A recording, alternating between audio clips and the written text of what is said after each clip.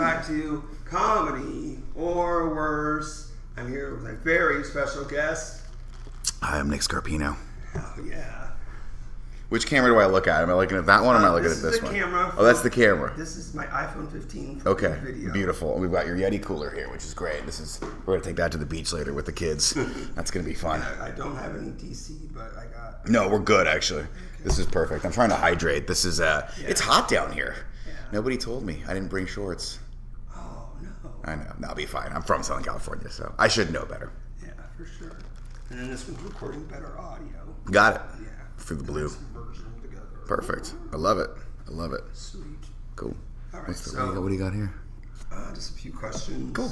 Don't spoilers. Don't look behind the scenes. Got it. No, you can't. I'm just messing around. So Nick Scarpino. Yes. Is that a stage name? No, that's my real name. Okay. I mean, you gotta understand. I know this guy from his company, Kind of Funny. So I know stuff already, but I'm asking questions. That Absolutely. Already have, for the uninitiated, yes, as we say. Exactly. Mm-hmm. Maybe some people have never seen you, or some Kind of Funny best friends for God. Sure. Just joining in anyway. So tell me what the process was to start comedy. What made you decide? I started because I wanted to do more stuff live. I think that doing podcasts and making videos on the internet is amazing and it's awesome and it's fulfilling in its own right. But I kind of just wanted to get out in front of people and see people one-to-one live reactions. And this was maybe 7-8 years ago. And so I just thought, hey, I'll just go to an open mic and see if I like this. And in the back of my mind, I was thinking to myself, I'm funny. I'll probably crush this and probably be a super famous comedian within the next 2 years. And I bombed so hard. And it continued to bomb, but there was something really fun about it and something really fulfilling about like when you did get a little kernel of a laugh. And so, and then I met a bunch of people in the scene in San Francisco. And comics are all just super fun and weird and interesting to hang out with. And I just kept coming back. Oh, yeah. Yeah. So you got addicted right away? Yeah, I'd say so. I think the first couple jokes, like the first couple times I went, I didn't even go up. I just wanted to see what the vibe was. Yeah. And then I ended up seeing some comics who later it came out that they were just very, very, very really successfully in the scene, but they would go to mics as well. And I was like, oh, okay, like you just have to keep coming back. Right. Like even the guys that are, past as features or even coming back now and headlining my local clubs, those guys will still pop by mics every once in a while. So I started to see the process and realizing that it takes 10 to 15 years to be really, really proficient at this art form. And you just got to grind it away every single day if you can. Yeah. Yeah. And a lot of people, the difference between two comics is one kept doing it and one stopped. Well, I mean, that's the difference between pretty much, not saying that is the key to success, but that is one of the 3 pillars of success, right? Is you just have to keep going. You have to put the time in if you actually want to get anything out of it. And then, luck plays into it and so does natural talent and networking and all that stuff. But yeah, you can't get anywhere if you just stop. Yeah, absolutely. Speaking of which, networking and stuff, from a fan perspective of you and Kind of Funny, I would just love to see more stuff about, your process or, even, I know it's like a niche within a niche, but there are comedy nerds. Oh, sure. So. You mean my process as a comic or my process at the stuff that we do at Kind of Funny? As a comic. Oh, comic sure. Side. Even the San Diego or the San Bay Area scene. Yeah. It's so, you know how this goes now, right? It's 6 years ago, 7 years ago, it was as easy as being I'm just going to turn on my Instagram live and show people where I'm at.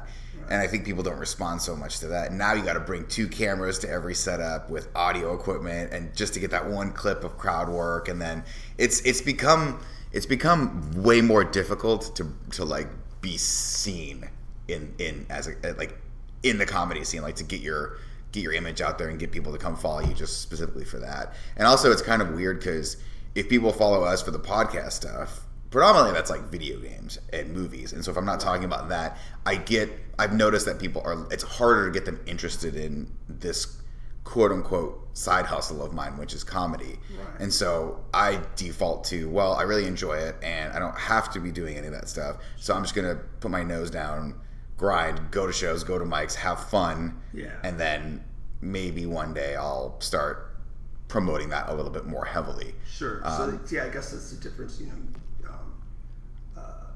for you it's a side hustle, but like Greg Miller, it's like everything he does is just like, it's so integrated into Kind of Funny. Yeah, I mean, Greg is really good at defaulting to promoting himself online, and it's one of the things that I love watching, and I wish I had that more. Like, if Greg was doing all the things that I was doing, there's no doubt he'd have way more success with it. If Greg suddenly one day said, I'm going to be a stand-up, and decided every night to go out there, you better believe you'd know about it, and he would be packing out shows, because he's just a different beast than I am with that in that regard. Sure. I have a lot more like insecurity about it, and so I think to myself, I don't want to put people out by showing them like whatever joke I'm working on right now, because it's not ready yet, and then, but spoilers, it'll never be ready if you think about that like that. So there's two ways to look at it. There's the way of like, you sort of have to just be like unabashed and say, I'm just going to put stuff out, and if it'll find the right people.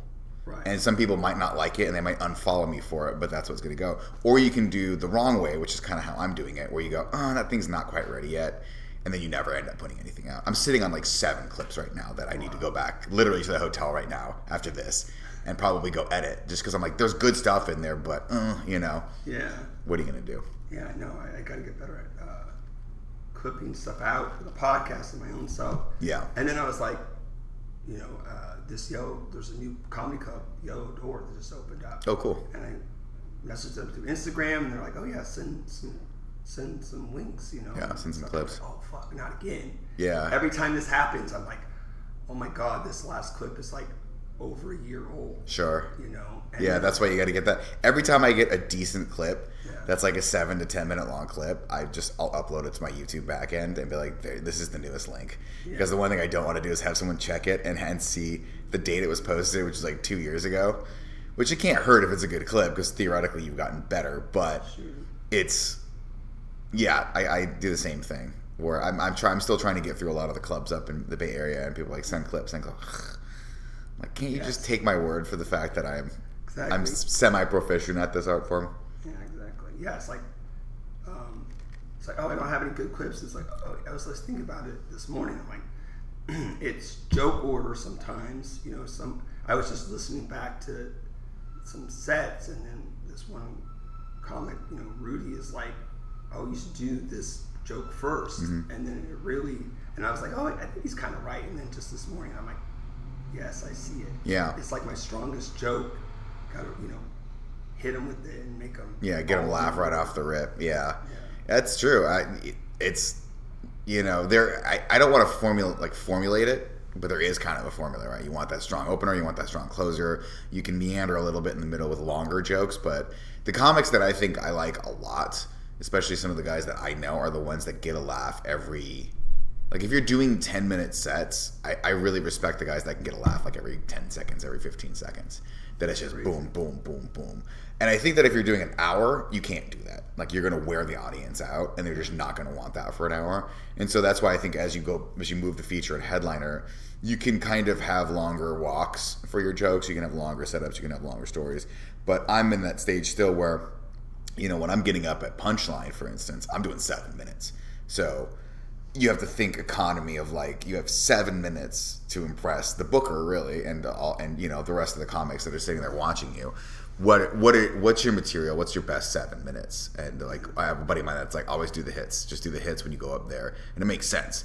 But then if I'm doing 15 minutes, 20 minutes, I can screw around a little bit. You can do some crowd work. You can settle into those sets a little bit more. Yeah, but in that, I look through all my material and I watch my clips and I go, okay, I have a buddy of mine who runs the setup named Abai, and he's very analytical about this. He watches back his sets and looks at the time codes and goes, I didn't get my first laugh until 30 seconds in. How do I get my first laugh at 10 seconds? Right. And then he'll look at comics that we respect's timeline. He'll look at their specials and be like, he got a laugh at 15 seconds, a laugh at 30 seconds, a laugh at a minute, a laugh, and it's not probably mentally healthy to do that exercise all the time with yourself. Sure. But it's important because you're there to make people laugh, and you're there to keep that laugh going and set it up for the next comic that's after you. So it's cool to look at stuff like that. Yeah, for sure. I mean, that's one of the reasons, like, people are sometimes like, oh, you have a different personality on stage than off stage. And I'm like, yeah, I can talk to you one-on-one and make you laugh, but you don't realize it took me 5 minutes to do that. Sure. You know what I mean? Yeah. Well, and that's the thing too, is like it's your job to walk on stage to a bunch of people who have never seen you before. And that's another thing I love about it, is most people, when like last night, we did a show at a different club. What's the name of it? No, this is, even though we're recording live at the Madhouse Comedy Club in the Brick Room, this is also still Comedy or Worse, which we try to get everybody to see comedy no matter where Got it. is. Perfect. So you can say whatever club you want. We did a show at the American Comedy Co., which I didn't even realize that this row here has become the comedy section of the Gaslight. It's rad. 4. So you got this, Laugh Factory, American Comedy Co. What's the fourth? The fourth A Yellow one just Door. opened up is Yellow Door. I love it. I think this is. I wish we had this in San Francisco. Are you kidding me? Like, could you imagine? Dude, you could legitimately do 4 sets in a night if you could figure out how to book that properly within the clubs. I'm sure there's a non-compete clause and they're probably a little competitive, but like, this is awesome. This is cool that we have this. But anyway, did a show last night, and it's cool because obviously, like, it's Comic-Con and we promoted it, and it was Mark Ellis' show. We have a lot of crossover and people that listen and support us. But it was really cool. Every once in a while, you'll do shows, you'll see people who know you and see people who have no idea who you are. And I love that because I'm like, cool, you've given me the opportunity to prove to you that I'm worth your time. Yeah. That's how it should go. I'm gonna make you laugh, and when I make you laugh, maybe I make a fan out of you, and that's the goal, and that's why it's so cool to do what we do. Yeah, absolutely, exactly. So now, I know you've done ACC a couple times for Comic-Con, right? Mm-hmm. Mostly for Mark's show. Yeah, Mark books the show Thursdays. And where's Mark out of again? Mark Ellis is out of LA. He's a store guy. Oh. Okay. So he's a regular over at the Comedy Store, and he's if you don't know who he is, go to Mark. I think it's Mark Ellis Live is his or Mark Ellis. I think he's a great comic. He's part of the Collider group, the Schmoedowns. He used to do a Schmoedown movie trivia show with Ken and Christian Harloff and Josh McCouga. So I know all of them because I became friends with Josh, started doing the Schmoedown, and then quickly got integrated into the Collider group. Unfortunately, Collider's not here anymore. They've all dispersed. But Mark's history in comedy is very, very cool. He was kind of working his way through the store during what they call the dark ages, where it was like the late 90s, early 2000s, where everyone was like, comedy, that's who would want to be a stand-up comic. And he was just working his way there. So now he's very well respected there, and he knows, being in at the store and being as good at comedy as he is. And like, when I say good, I mean, like, you know how there's levels to like when you first start comedy, you're like, oh, I'm going to be the best thing. And then you see a real comic and you go, oh shit, there's levels to this. Right. Watching Mark last night, I was like, oh wow, yeah, I still have a very long way to go with this. Because that energy of taking the energy from a 10-minute host set and then putting that into like a 25-minute or 35 or a 45-minute headliner set and keeping that up, I'm like, I got to study this man. But he's at the store all the time, and they tour. And yeah, the store's great. I got to go not that long ago on the potluck.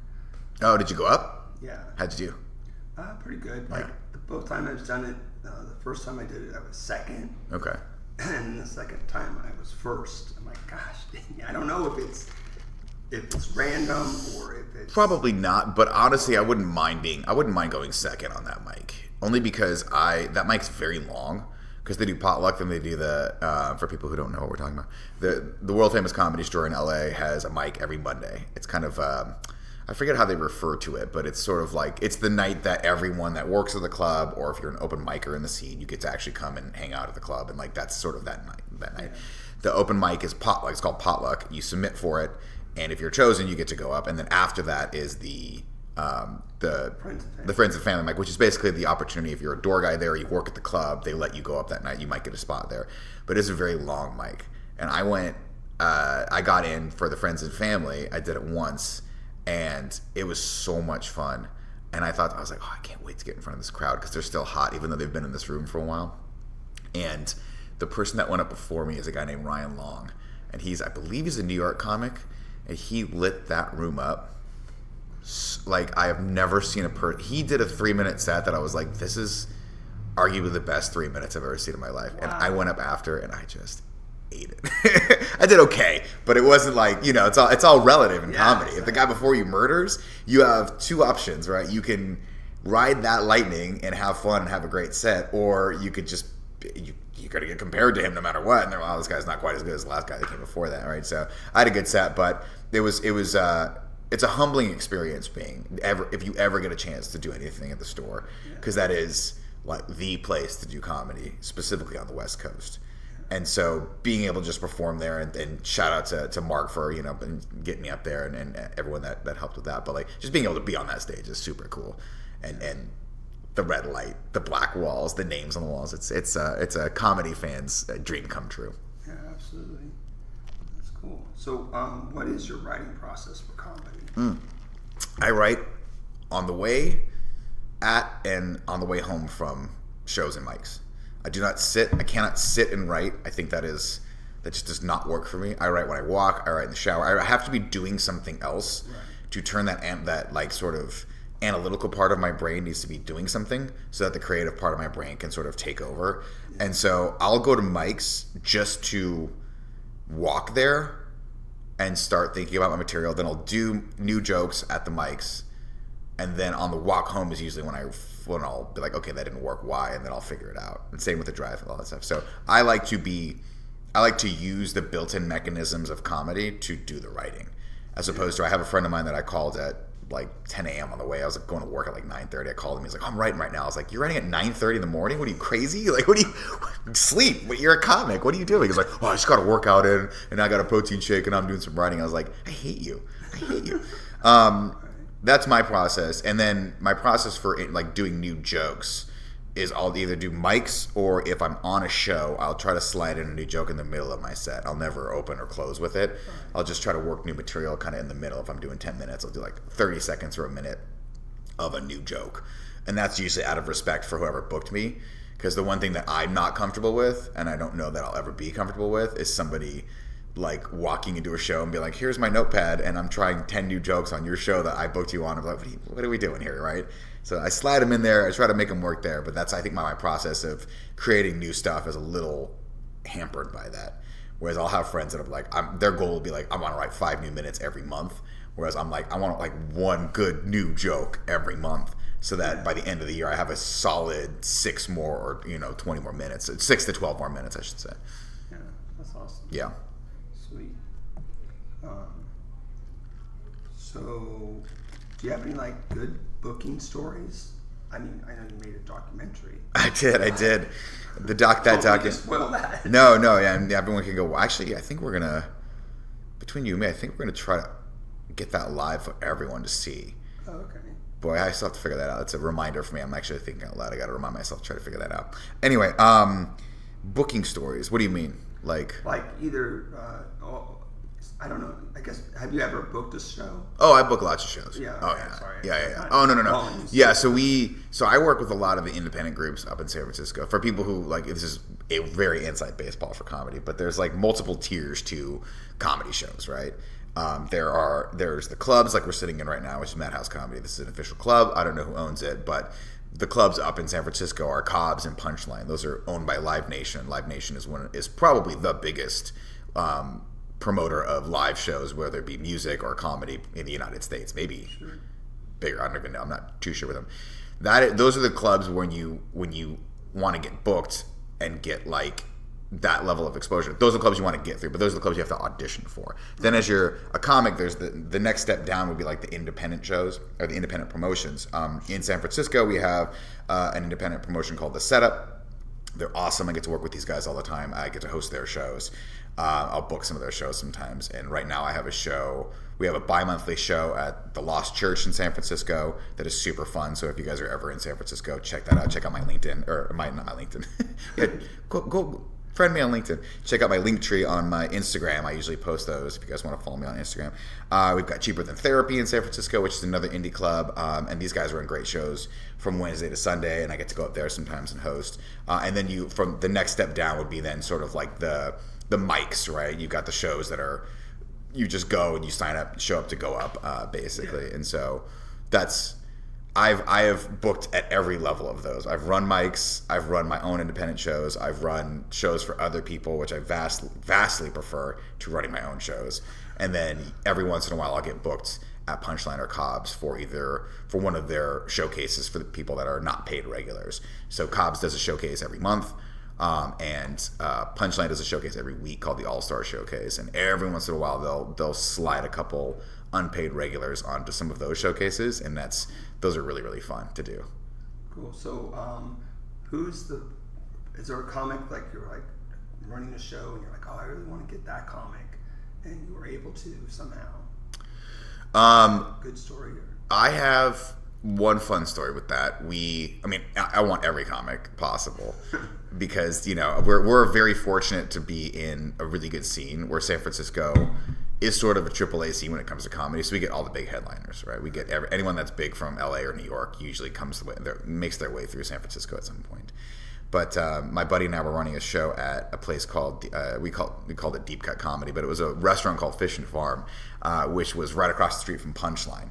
Don't ask me why. It's not a great idea to run a show right across the street from the best comedy club in the Bay Area. Sure. Not a great idea, right? We'd be barking people in like, hey, you want to come see a comedy show? And they'd be like, yeah, we're going to Punchline. And by the way, the people at Punchline were like, you're idiots. So we stopped doing the show. Anyway, long story short, they didn't make us. We just were like, this is not working out. Right. But we were running a room, and it was a really, really cool room, probably about the size of this, where we'd put 20, 30 people in there, and it would just feel super great when the energy was right. And you'd be like right up on, you'd be like 2 feet away from the person you're performing to, right? And we brought in the lights and brought in the mics. And so we'd go up into the restaurant upstairs and try to bark people down. Be like, hey, we're doing a comedy show. It's free. Come down. Just support the bar. Grab a couple drinks and come hang out. And then, of course, you'd get maybe 10% of the people. We were like, what the hell's going on? I'm just trying to enjoy a hamburger right now. Right. But my buddy walked up to a couple that was upstairs, was right upstairs. And he goes, hey, we're doing a comedy show if you guys want to come down. And then he stopped because he realized that he was trying to bark in Adam Ray, who was performing at Punchline. And Adam Ray, to his incredible credit, was like, yeah, I'll come down. And came down. And he was just kind of hanging out, watching all of us do the show. And we had a pretty good lineup, thank God. We had some decent comics in the lineup that day. But I was like, I kind of nudged my producing partner, Austin. I was like, go ask him, see if Adam wants to do a quick set. And he goes, I'm not going to ask him to do a set. I was like, well, where's it going to be? Because he'll be flattered. He'll say no. He'll turn us down nicely, and then he'll go about his business and go crush it at Punchline that night. He'll do his 2 shows at Punchline, and early and a late show, probably murder for an hour. And Adam Ray goes, so he's like, all right, goes over and asks me, hey man, do you want to do a few minutes? He goes, yeah, sure. And I was like, okay, this is surreal. Wow. And then again, you want to talk about levels, right? I had a good set. Austin had a good set. Adam Ray blew the roof off that room for like 6 minutes. Wow. He goes, I'll do like 5-6 minutes. 6 minutes of fire. Just incredible. That's awesome. And then it was like, hey man, thanks. And then bounced. And I was like, whoa. I was like, we have to go to his show now after this. So like after where we went into his show, and hung out at Punchline. But it was just so fun to be like, oh, like sometimes you think, okay, it's the room. Like I had a decent set, but I was like, I'm not getting these guys, and my material's just not working. But it's the room, right? It's that myth. Yeah, it's this audience just sucks. They're traveling or whatever, and then you see someone who's slightly more proficient than you at the art go up and they murder, and you go, okay, it's not the room. It's I need to look into myself and start writing better material. Be a better performer. Oh, that's really it was fun. Sweet. So, do you wish you started comedy earlier? I do. Yeah, I'm glad. I never look back. I have no regrets with any of the things that I've done in life. But if I could go back and do everything over, I would have started making YouTube videos way earlier. The second YouTube was the thing, I would have been like, this is a platform that I need to thrive on for the rest of my life. I would have done podcasts way earlier because I love podcasting, and I wish I'd come to that. Like when the guys at IGN were doing Knockin' Boots and all that stuff, I wish I had gotten into it then when back in the day when everyone's like, podcasting, why are you wasting your time with that? And now we've gone through a full cycle of it blowing up, and now it's kind of coming a little bit more back down and stabilizing a little bit more. But comedy is one of those things that I'm really envious. I'm glad I didn't, but I wish I wonder what my life would have been like if I had. Because I see a lot of the guys and a lot of the younger comics like getting up there in their early 20s, like mid-20s, and they speak from just a different perspective than I can speak from now. And I think that perspective feels new and it feels fresh. And I think bookers, specifically people looking to like develop new talent, look for that more than they look for someone who is like just coming into their own in their mid 40s. And I don't think that's bad. I think I can obviously find my audience because there's a lot of people who follow me that are also in their mid 40s and want to hear about, my material about marriage and things like that. But I think it's so interesting to do comedy or do any creative endeavor when you are untethered, when you can just burn it out all night. You can go to 10 mics, you can do, and it's all hope and no reality, right? Whereas I can't just abscond to, Portland for a week or whatever because I have a wife. I have to see her, who I love, and it will physically hurt me if I don't see her for 2 weeks, So I do wish I'd started it earlier. I envy the people who are young and doing it, but I also don't, because it's also really, really hard, and I don't need to have the success that they need immediately in comedy. I can wait 10 years. I can start getting booked at clubs when I'm in my late 40s if I want, because I don't need it. To me, this is all icing on the cake. This is all fun for me. I get to do stuff like this. I get to go do shows out because I don't, it's just, I'm tremendously, lucky to be able to do it and not need the success from it immediately, right? Right. Yeah. I'm not chasing auditions. I'm not going out and trying to use comedy as a springboard for that, that NBC sitcom for pilot season. I don't care about any of that stuff. Sure. If people want, I'll do it. But I'll 100% do it. But I just want to be a comic, and so it doesn't matter when it happens or how it happens. I just like doing it. Oh yeah. Yeah. That's awesome. So I know the answer to this, but do you have any hobbies or passions that are not related to comedy? Yeah, I do. I do jujitsu, which is fun. Not currently doing it because I hurt my shoulder, but it's feeling better, so I'll probably go back next month. That is a fun, also very humbling endeavor that I thoroughly recommend everyone try. I think people should try. I always say that people should do like a couple things at least once in their life. I think people should try a martial art that's taxing, like jiu-jitsu, because it's a very humbling experience and gives you a real sense of who you are and where you're at, just as a human being and what you can accomplish from a physical level. And I also think people should serve food for at least 2 years. I really do. I feel like I was a server for 7 years. I was a server for 5 years, I want to say, all throughout college, and then 2 or 3 years after college. And I really think that is an experience that gives you a very good perspective on working hard. Yeah. And like what it takes to actually do these jobs, Yeah, absolutely. And then later on, I was thinking back about it, and serving is kind of like a performance. 100%. It's like that's why I wish. The crowd is the table. Each table is its own crowd. Dude, I think about this all the time because I used to serve at a place called Bernalini's, which was at the Irvine Spectrum, which is close to us, I guess, relatively speaking, because it's about an hour and a half up the road. The Irvine Spectrum has the Irvine Improv, and I used to walk by that Improv all the time, be like, weird. In my brain now, I'm like, you idiot. Why did you not try to work there? Why did you not, knowing what I know now? I mean, I was 22 years old. I could have, or you could have done both, right? I could have done both. Yeah. Why not? I literally used to get off work, and I hate thinking about it this way because, every young person, when you're young, you find your own way to your path. But I used to just get off work, and all I would do would go to another bar, spend all my money that I made in tips that night drinking and smoking cigarettes. And I look back now, and I'm like, what a freaking waste of time and energy. Just so, I want to go back and kick myself and be like, dude, you only have a finite amount of time on this planet. Get your ass over to the mics that are over there. Start working your way through those clubs. Orange County has a great comedy scene. There's all the improv. There's 30 improvs down there. There's actually 2, but whatever. You know what I mean? So much time wasted just not realizing what you wanted to do in life back then. But I figured it out eventually. It would be interesting to know, would you listen to yourself? Because I remember different advice, about investing, or you should get a computer science degree and business degree. Yeah. All these things were such good advice, and I'm nah. Well, I would not have listened to myself because I don't think that I really You know, they have that, like, the science of, like, hey, your brain's not fully formed until you're, like, in your mid-20s. For some people, it's, like, early 20s. For some people, it's teens. For some people, it's not. I don't think my brain finished developing, and I blame a lot of it on the cigarettes and alcohol that I drank as a youth. Yeah, kids. There you go. Stop. Don't do it.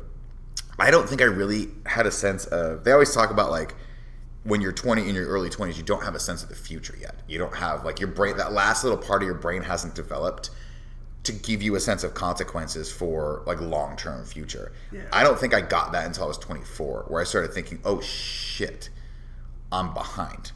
I started feeling like I started seeing my friends who had figured it out start to work at places like Blizzard or IGN or GameSpy or any of these, like, and I'm like, wait a minute, I suddenly woke up one day, I was like, I'm behind in my life. But that didn't happen until I was like 24, 25. And then eventually I started doing, that's when I kicked it into high gear, and it was, okay, I want to be in filmmaking. I didn't want to be a comic. I wanted to be a director and a writer and make, you know, I wanted to be Kevin Smith basically, because comedy for me I just wasn't really aware of it. And that wasn't a passion of mine back then. But I do remember thinking, like, I had a bunch of friends who were still partying, and I was like, I don't want this anymore.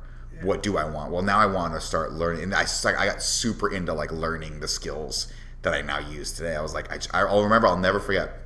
I was watching an ad, and there was this motion graphic thing that came out, and I was like, that's really cool. I was like, I wonder how they did that. And so I just started Googling, like, I don't even know what it was called. I didn't know if they called it motion graphics. I was like, cool, like, cartoony things that in motion graphics. And then I remember something was like, oh, you should try After Effects. And I was like, After Effects, that sounds cool. And for whatever reason, I just started doing tutorials on that, tutorials on Premiere, tutorials on all these things. And in and amongst that, my buddy got me a job. My buddy Ed, shout out to Ed, got me a job at a wedding photography place shooting video. Nice. And I had no idea how to shoot video, but I was like, I'll do this. And so all those things started happening at the same time for me when I started realizing the sense of urgency for my life, where I would stay up till 6 a.m. learning stuff and cutting and editing and stuff and turning in projects. And that was when I really started enjoying my life, I think, as an adult, as a professional, and realizing that, like, partying and stuff like that just was not fulfilling for me. Yeah. And now I love working. I love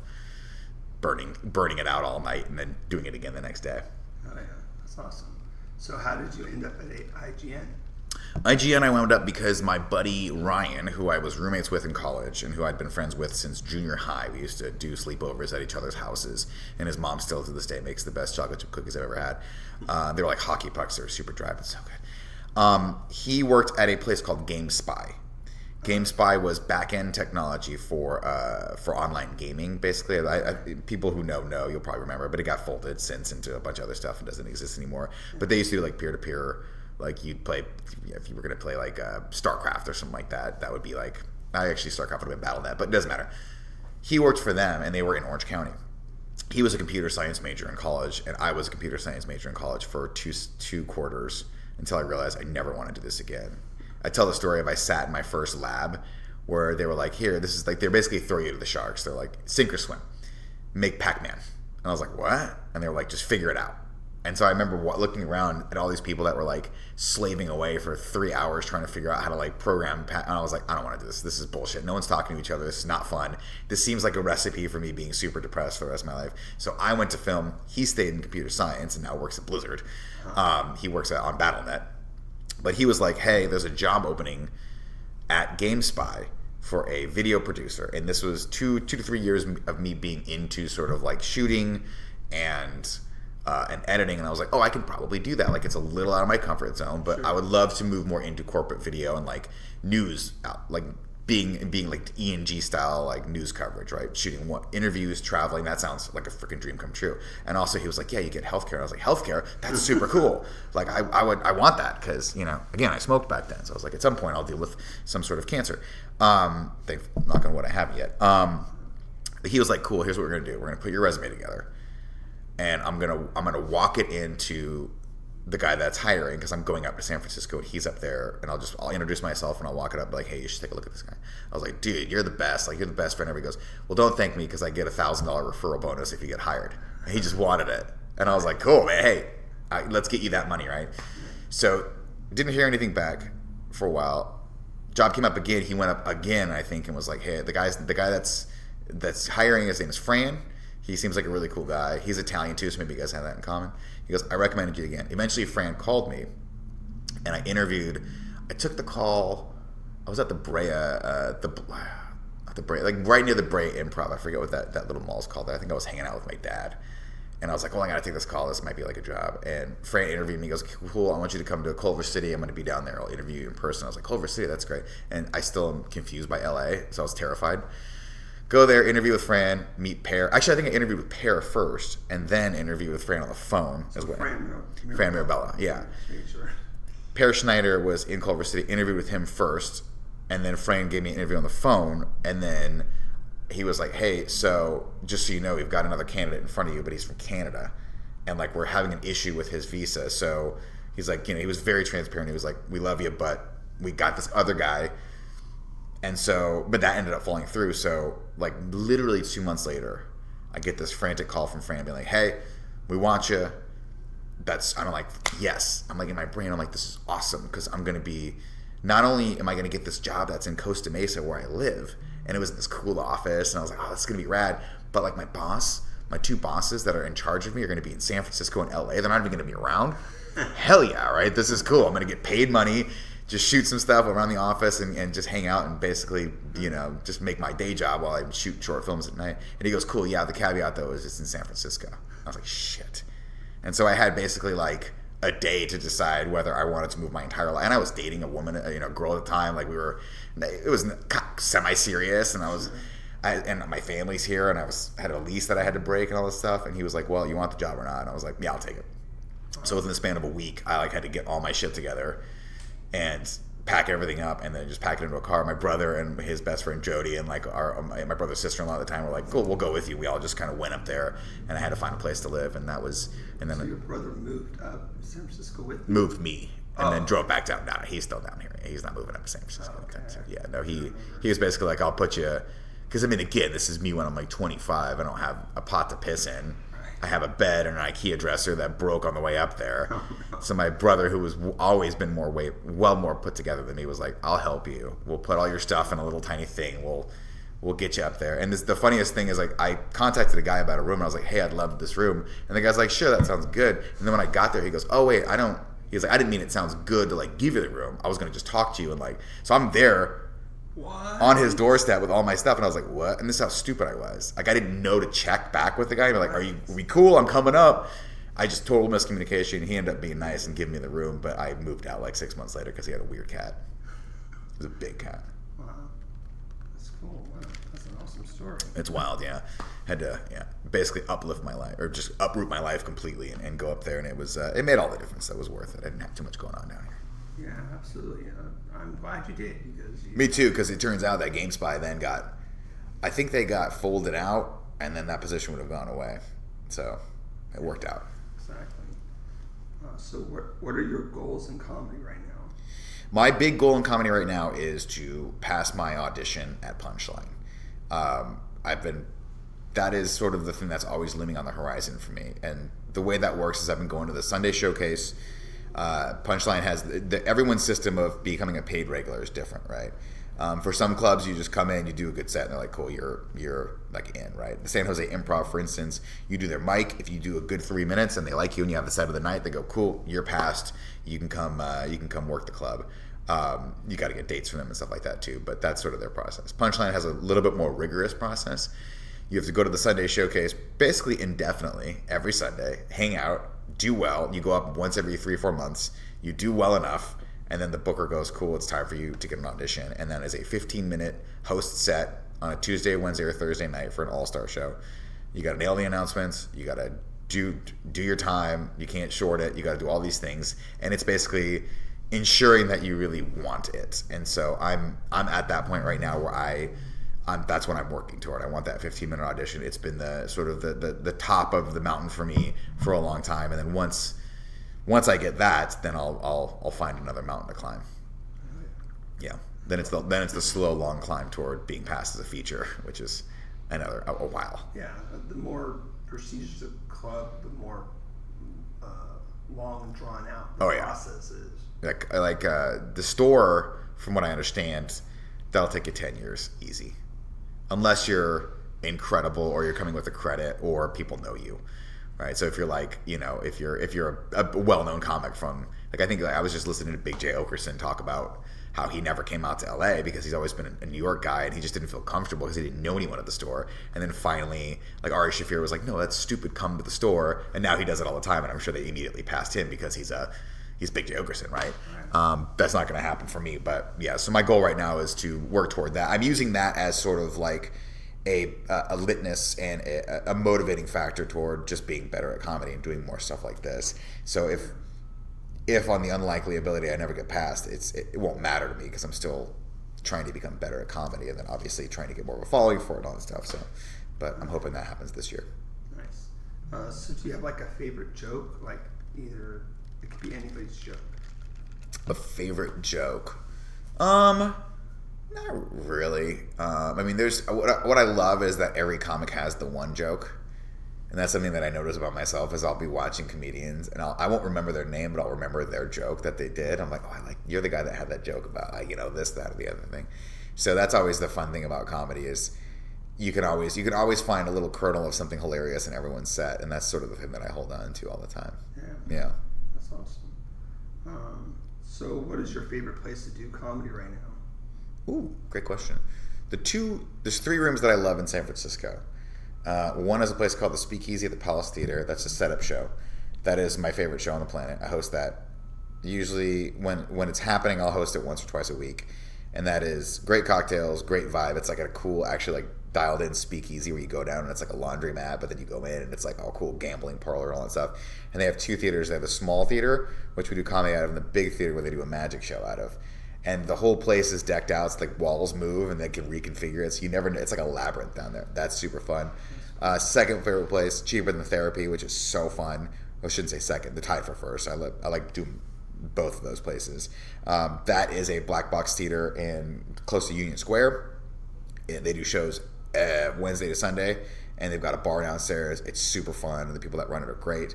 And then obviously Punchline and Cobb's are like, anytime I can get up at Punchline or Cobb's is super fun, because that's when, like, the first time I saw my name on a lineup at Punchline, where it was like yada yada, and then Nick doing 5, I was like, yes, this is so cool. It's cool to see. And the people that run Cobb's and the people that run Punchline, they're a lot. There's a lot of crossover. They're all awesome. They're very well run clubs. Oh, that's awesome. So, what was your family life growing up? Family life growing up, very Italian. Riverside, California. I grew up there, and I mean, just your sort of standard middle class American suburban family. You know, my brother. I have a brother. My parents are still together to this day.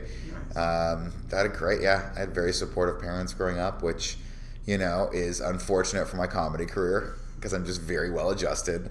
But yeah, it was great. I grew up in Riverside, and I look back on Riverside and it's a very small town suburb, and I'm kind of glad I had that upbringing because I wonder what I would be like if I grew up in LA or if I grew up in New York or grew up in San Francisco. It would just be different. But yeah, I will always, anytime anyone makes any movies about suburbs or like specifically suburbs in the 90s, I'm like, yeah, that's the vibe. That's the vibe. It's like coming home. That's nice. Let's see. Did you like any other type of art? Yeah. I mean, I like all art, right? I grew up playing a lot of music as well. So any music of any ilk I usually love. I actually like art, like painting.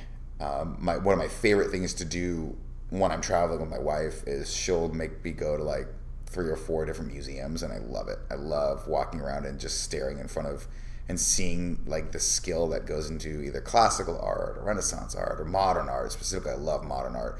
And so anytime we can go to a museum of modern art, I love just to be there. I don't really have a vocabulary for it or an understanding of it, but I love anyone that has dedicated themselves to being an artist. I find to be one of the most special things ever. And so if someone's making a living as an artist, or if I can support someone as an artist, or if I can buy a piece of their art, I consider myself very fortunate, because not that the world doesn't need more of everything else, right? Shout out to all the engineers and doctors and lawyers out there fighting the good fight, but those are paths that are difficult in their own right, but there is a path for that, right? If you want to be an engineer, okay, go to a decent school, get into a decent college, work your ass off, and you can teach yourself the things you really, really need to know, and you'll probably have a good opportunity to get a high-paying job when you get out of college. Whereas if someone's like a painter, and they paint canvases, and that's what they do, it's like there is no, yes, I guess you can go to art school, but there's no real guarantee that you're going to be able to make a living doing that. And so I just find I find the risk that people take in that regard to be just very, very, it's wonderful. It's wonderful that people go, I just want to do this, and it doesn't make any rhyme or reason. I shouldn't. My parents don't want me to. Nobody's supporting this, but I just love this thing so much that I'm going to try to put this out into the world. And if I can support that somehow, I just think that's super cool. And it's also the one thing, like art, like painting specifically or drawing or any of these things, are the one thing that I'm like, I just don't ever want to do that. I get to just be a fan of this for the rest of my life. Like, when I'll see, I'm buddies with Chris Ank. When I see Chris like post something, I'm like, that's cool. I don't have any desire to ever want to know how to draw. I mean, it'd be cool to be like, I can draw like that, but it's just rad to see him get better at that every day and just be incredible. Yeah, absolutely. But you do are you still doing any short films? No, I mean, I used to do a lot of those. I used to do a lot of skits. I used to do I wanted to be a commercial director for a really long time. Yeah. And I wanted to do that pathway, and I tried doing the thing where it's like, let's put some shorts out on YouTube. I did the Doritos commercials a couple years in a row to try to get those, and those were super fun. But I don't think back then I realized that a lot of that is doing awesome art, but then like the other 50% is networking and getting yourself in those scenes and being seen as that person. And if I had that to do over with, I would probably go work for like a Roger Corman or a group of people who are making those things and just be like, hey, I'm going to start at the bottom. I'll clean the toilets today, and tomorrow I'll clean the toilets until it's time to clean the sinks. And then once I'm done with that, like I'll work my way up and really mentor underneath someone who knows what they're doing, because that's what like people like James Cameron did. That's what people like Tim Burton did. Like they didn't just become directors. They were like, they learned every step of the way and did short films and had those connections that they needed to. And so I stopped doing the short film stuff because it was just, and comedy skits and stuff, because it wasn't a fast enough, like I wasn't getting the sort of the adrenaline hit from those, or like the happiness hit from those, because it was taking like a month to do one, and then you'd put it out and it would get the same amount of views as like a stupid comedy clip. And I was like, well, I'll just do the stupid comedy clips. Yeah. That's easy, and I don't have to put my friends out to come shoot this thing or pay a guy to do sound or come up with a creative myself, because that's one of the reasons why I think I stuck with comedy, because it's just all me. And if I'm the main motivating factor, I don't have to motivate anyone else. I got that in spades. I'll go do comedy tonight, which we are. Quantum Brewery, 7:30. Yeah, this is going to come out. I have one episode that just came out this morning. So it's unfortunately not going to. That's fine. Don't worry about it. Follow me on Instagram at Nick_Scarpino. Hell yeah. There you go. So would you ever do a character on stage? No, I don't think that's. There's a lot of people that I think can do stuff like that. I just don't default to that. I can't do voices really well. I can't do impressions. You just have to be who you are, Right. I've just developed into just being a kind of hyper version of myself on stage. Yeah, that's cool. So what's the worst thing about comedy right now? Oh, that's a good question. The worst thing about comedy right now, I think, is just the same thing it's always been, which is just it's really freaking hard. It's really hard to get good at. It's hard to get stage time that's quality, and it's hard to get exposure as a comic. And there's a lot of really, really talented comics that I know that are struggling really hard right now, and that's just always going to be the case. I think comics are, undervalued in their market. And because there's just so many of us that it's just, there's a high level of competition. And so I think it can be really, really, really depressing to be a comic sometimes. I think it can be really depressing to be a comic most time. I think comedy is one of the few creative endeavors where it's inversely proportionate to like what you get, right? Where it's like 90% grind and depression and anxiety and just self-hate, and 10%, I had a really good set, I want to do this for the rest of my life, right? And for some stupid reason, that 10% just carries you through for the rest of the time. Yeah. As opposed to like, I guess that's probably not fair to say, because I'm sure a lot of people feel that way in their day jobs, or a lot of people feel that way in their normal professions. Yeah. But I do think that when you're when you do something for 7-8 years and you enjoy the success that I've had with it, which is not much, but it's there, and I'm able to do shows like I did last night and your show tonight, that's super cool. But like looking at that, if I had put 7 years into trying to become a lawyer, I'd be a lawyer by now, right? You know what I mean? I'd be like, oh, I'd be getting paid pretty well to be a lawyer by now, right? And so to put that in context, like it can be very, very, not demoralizing, but it can be a kick to the groin to be like, I got to go back. I'm doing a show Saturday night, and then Sunday I got to go back to that showcase and hang out. I get to go to Punchline and hang out, but then Monday night probably doing a mic. Tuesday night probably doing a mic. It's just like it's very humbling on a daily basis, and that's the hardest part of comedy, I think. Oh yeah, definitely it would help us comics is everybody out there go see live comedy. That does help. Yeah. That's all we need. Really, because all you need to be a comic, in my opinion, is two things. You need a mic, and you need people to listen to you. And if you're not, I mean, we've all done mics. We have all done open mics where we got the mic, and there's 13 comics and they're all doing this because they're just scrolling Instagram, waiting to see if anyone watched their latest clip, and it's demoralizing. But that's part of the process as well. And all of that has value. Like I love doing mics where it is just comics, because I'm like, this is the most uphill battle you'll ever fight. And if you can get these comics to pay attention and laugh at you, that joke works. Yeah. And if not, it's time to work your crowd work. Time to roast them a little bit. You're always working a skill somehow when you're on stage. Absolutely. And then, this last Tuesday, I got to go to the Hollywood, or I guess it's Friday, so this Tuesday I got to go to the Hollywood Improv. I love the Hollywood Improv. And I got picked. And how'd you do? I did good. Nice. Except that was the day that my voice was the worst. Okay. So that kind of sucked. What happened to your voice? You just lose it? I got allergies and it just popped for you. Yeah. Every that mic months or whatever. That mic is tough. Yeah. So for people who don't know, the Hollywood Improv mic is the same as the San Jose mic. The Improvs are all the same organization. So you go, except the San Jose Improv mic is rad because it'll be 50 to 60 comics. You don't know if you're going to go up. You put your name in a raffle system, but when you do go up, there's also like maybe 50 or 60, maybe even 100 audience members. Oh, nice. So it's a mic, but it's also a show. And so when you go up, if you do well, you'll do well in front of real people. It's fun. You get a real set. Wow. The mic at the Hollywood Improv is very intimidating because it's that little room, and it's all comics, and then it's the booker, whose name escapes me right now, but she's very, very nice. And she'll sit there and she'll watch you, and man, it's intimidating. That's an intimidating mic. Yeah, exactly. I did good, but I didn't get booked off of it or something. No, but you just got to keep. I mean, I went when I went. Also, that was my first time getting up. Yeah, you got to keep going. Yeah. So that's the thing too. Is like I went and I had 2 or 3 of my friends go up that same night that are great comics, and I think one of them ended up being like, okay, you're kind of past now and you're gonna get some work, and the other ones were like, okay, well, just got to keep coming back.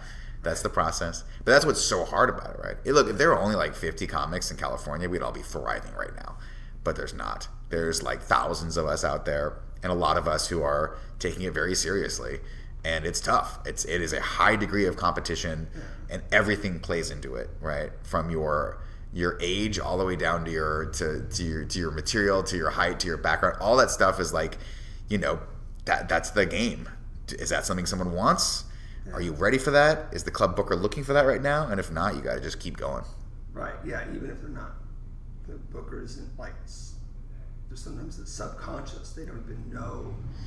You know what I mean? Well, yeah. Exactly what they're looking for. Well, we're just basically tools in a toolbox for these clubs. Yeah. And if you're not the right tool, you might be an incredible screwdriver, but if they're not looking for a screwdriver, if they want a hammer that day, you're like, well, you're just shit out of luck. You got to just keep going on. And so it's tough. It's tough out there for comics. Yeah. What about do you in your comedy scene, do you see comics that are just doing the same material over and over and doing it the same way, and you're like, what is going on? Why aren't you growing? Yeah, I see that a lot. I'll see comics that candidly get very frustrated that they don't get booked a lot, And I think it's because they're either not listening to their peers or they don't have a sense of how they're coming off, right? They don't really have a good understanding of their material, where they're at. And so they'll do the same 7 to 10 minutes over and over again and then get angry that the crowd doesn't like it, or that they're not getting booked, or that, you know, they just don't have, I guess the term's eluding me right now, but they don't have that sort of like self-awareness to be like, okay, I got to try something new. I'm fortunate in that I seek out people in my sphere that are more talented than me, have a higher degree of success than I do, and love busting my balls, and will actually give me good feedback. And it sucks when one of your best friends comes up and says, hey, that joke, it's not working. Because you go, oh, it's working, it's just the crowd, right? It's just the crowd. But after 3 or 4 times, I have people, I purposely surround myself with people who are better comics than me who go, hey, I don't get it.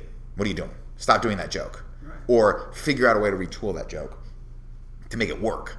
And so I've gotten myself into that cycle of like always self-editing and always trying to figure that out. But you do have, it's so hard to do that, because if you get stuck in that rut, especially if you're years into it, and this is the thing that I have noticed. I've seen comics that are like 10 years in who just turn so sour because they think they're like, I should be farther along than I am. But then you look back and you go, but you've been doing the same material, the same joke that hasn't worked for 10 years. Like, how do you expect to evolve when you are stopping your own evolution, if that makes sense? And I don't know, it's hard to break through for people, because for a lot of people specifically, like, comedy is the one thing they have in their life. And so to come to that conclusion that they need to change and make some changes there can be very hard. Yeah. You know? I like your pants.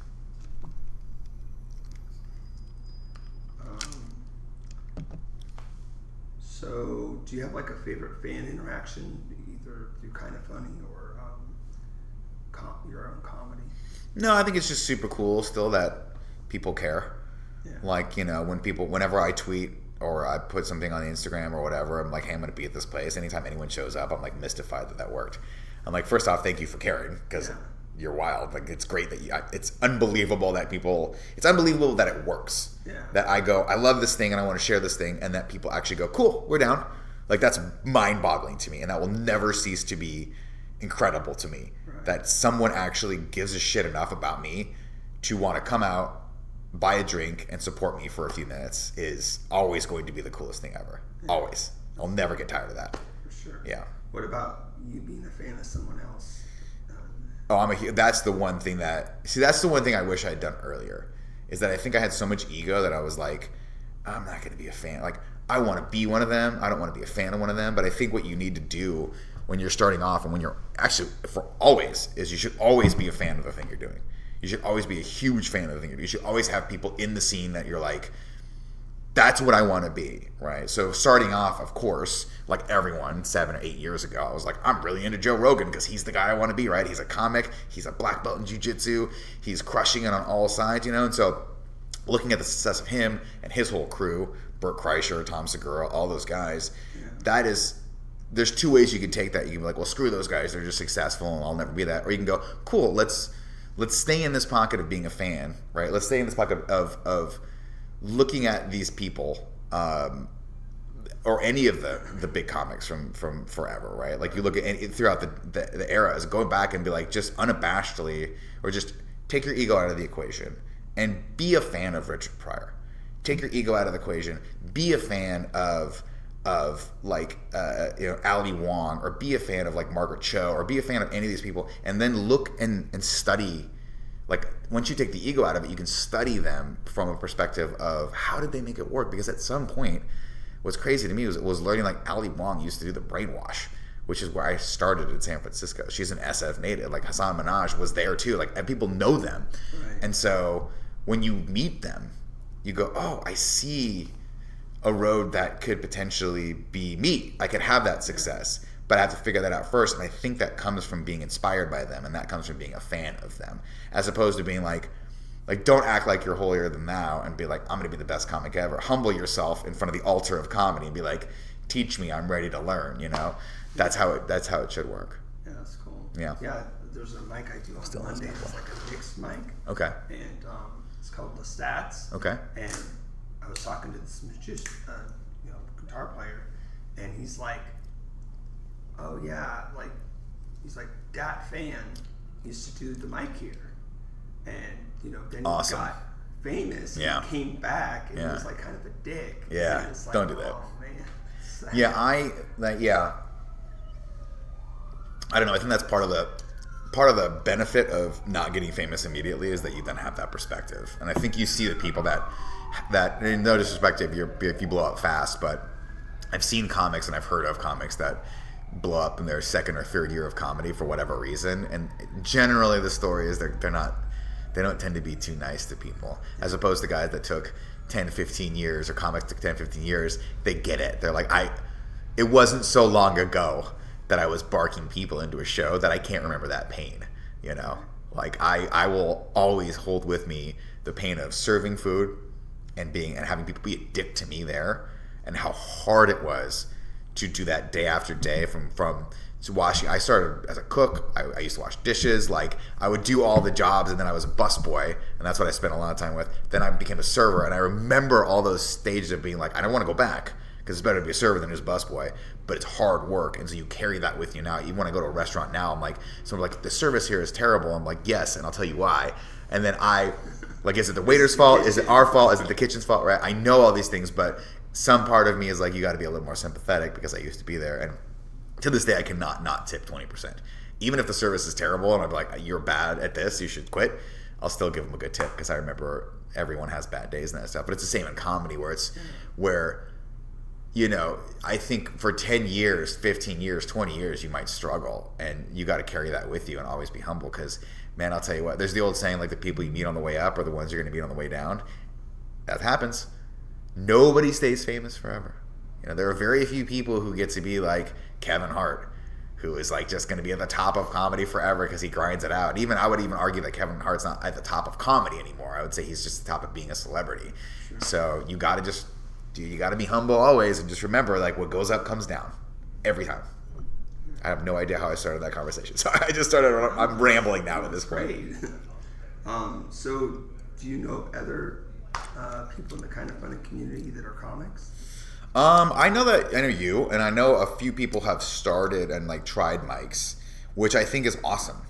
I think even the amount of courage and chutzpah it takes to go to a mic and go up I know what that feels like. It's hard. I equate it to the amount of courage you have to go to your first jiu-jitsu class. It's as hard and as nerve-wracking as going to your first mic. And I started those two things together in parallel, which is stupid. Don't do that.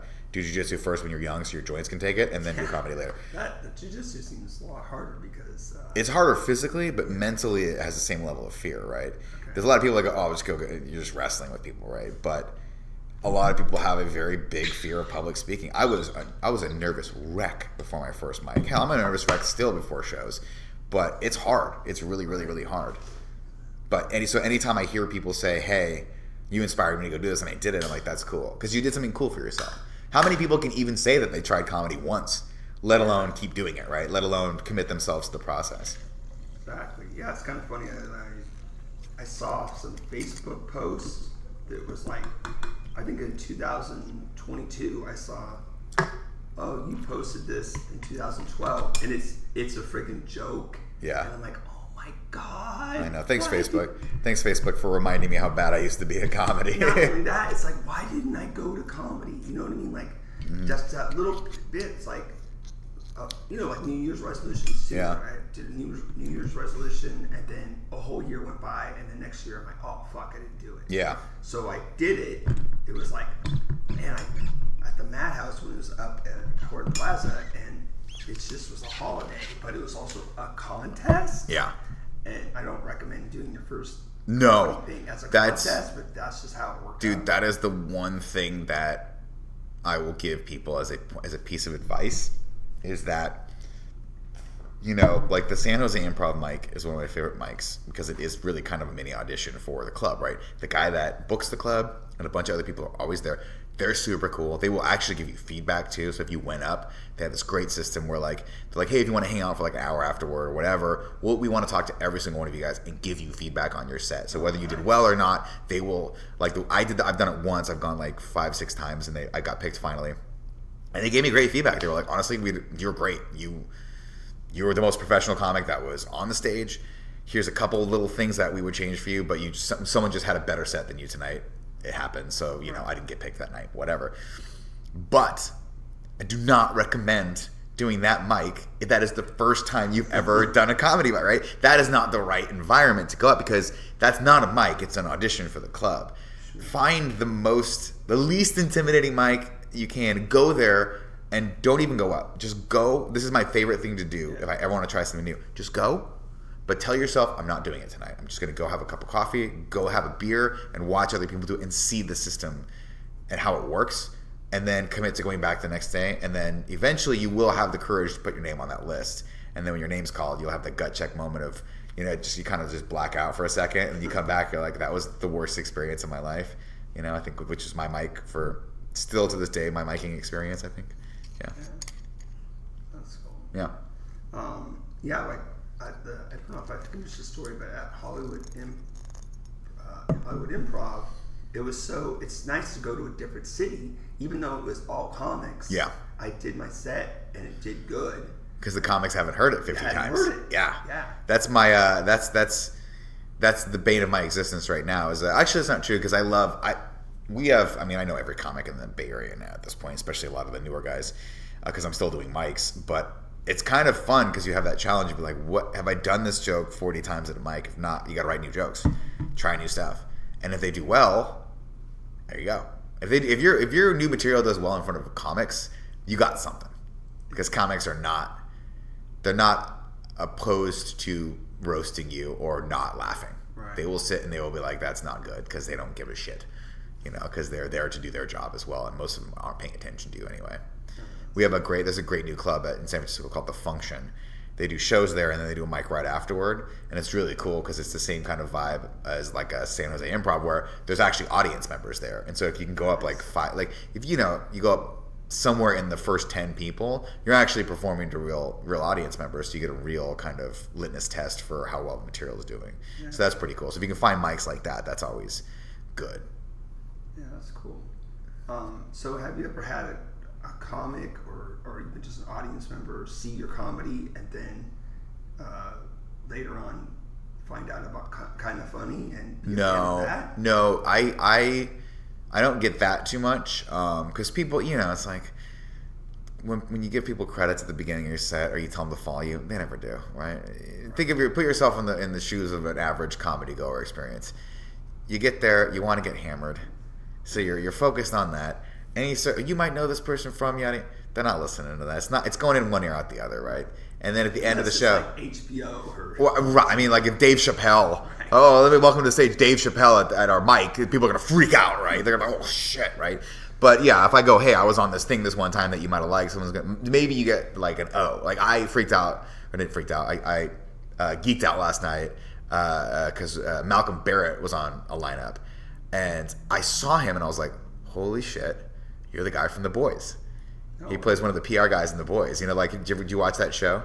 Oh yeah, that's great. So how there's always the two guys that are like, we like that, but like, what if we did this little twist? Like they were trying to get the kid to do the kid show.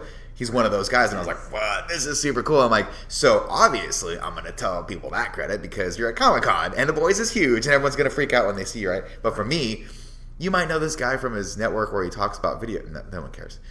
Right. And so I don't get that so much. But what I do get is, and it's awesome, is that I get the anonymity of going up and nobody knows who I am, which is great.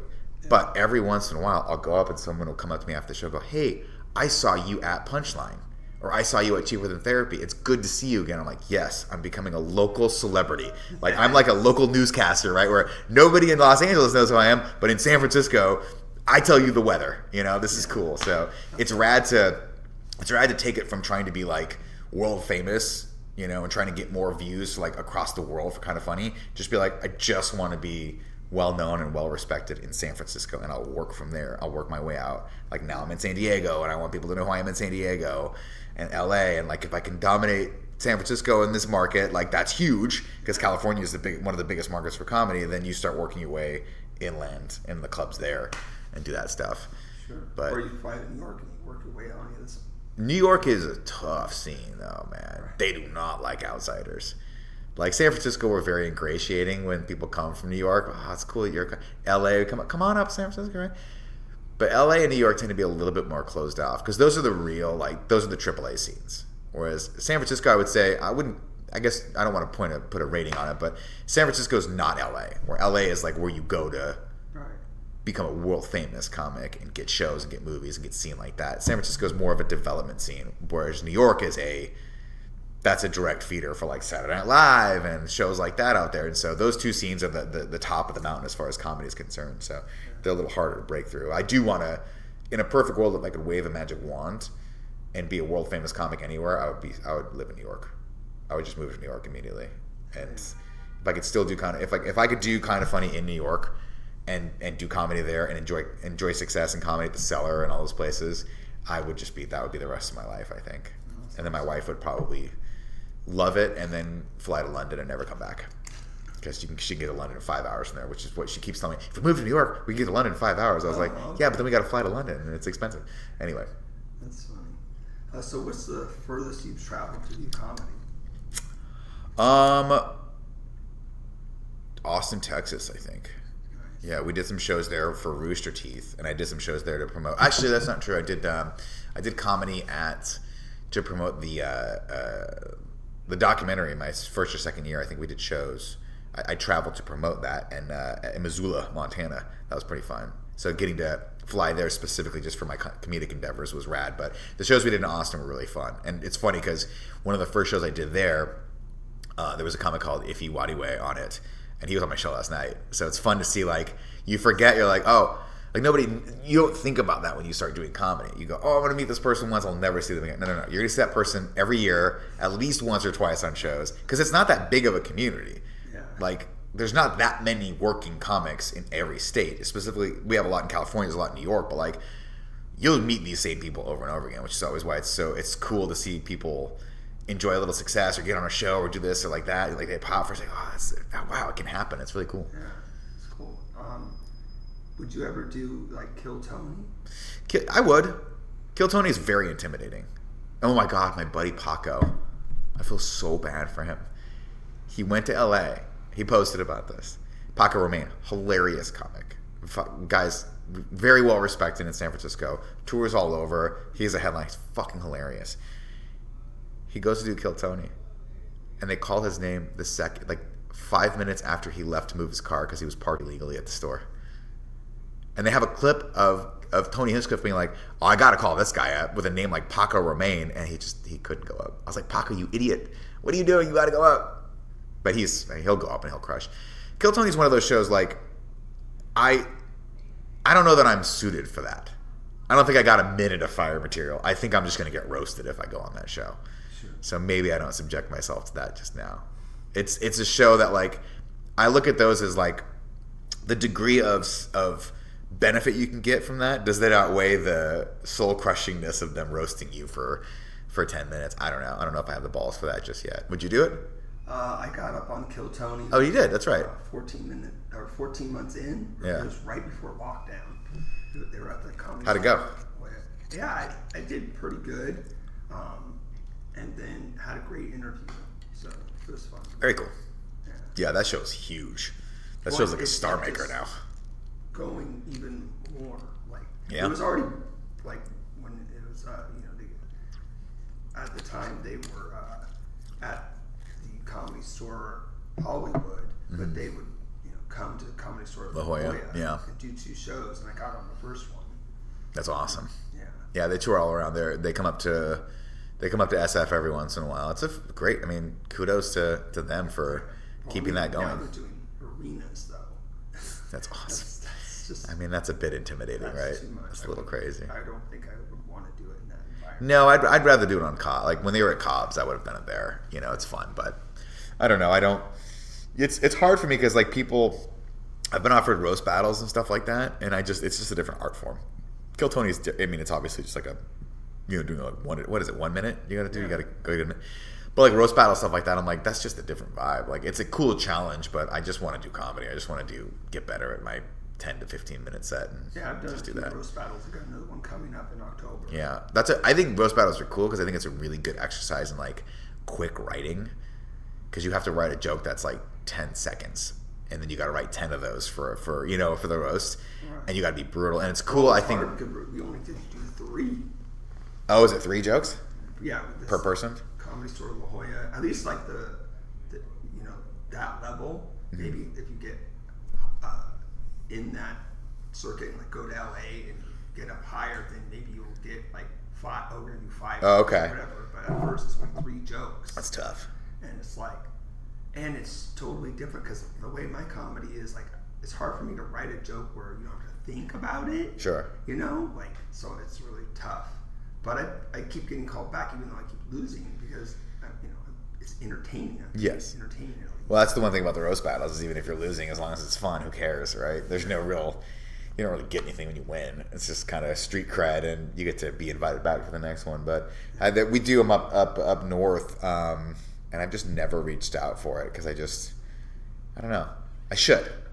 That's definitely one of those things that you should probably push yourself to do, because I think it's important to like put yourself. It's also like high stress where someone's literally like screwing with you on stage, and if you bomb, people laugh at you, not with you. But I think that's probably good for your ego as a comic. Well, I mean, it's supposed to all be all in good fun. Oh, of course it is. Yeah, it still hurts though. Like, I said a joke, it didn't work, and I was like, "You suck." I was like, I don't know if I want that level. I don't want that smoke. Yeah. All right. Well, I would recommend it. So I'll give it a shot then. I'll take your recommendation. So I want to keep you here forever. Is there anything else you want to talk about? No, I think we covered all the hits. Thanks for having me on the podcast. I appreciate it. And be sure to follow you. It's Nick_Scarpino. At Nick_Scarpino on Instagram. I think I'm _Scarpino_ on TikTok because Greg started that for me. And then _Scarpino on X if you're still using that platform, and Threads. Oh yeah. And then I think that's it. Wonderful. Thanks, man. Thanks so much. Appreciate it.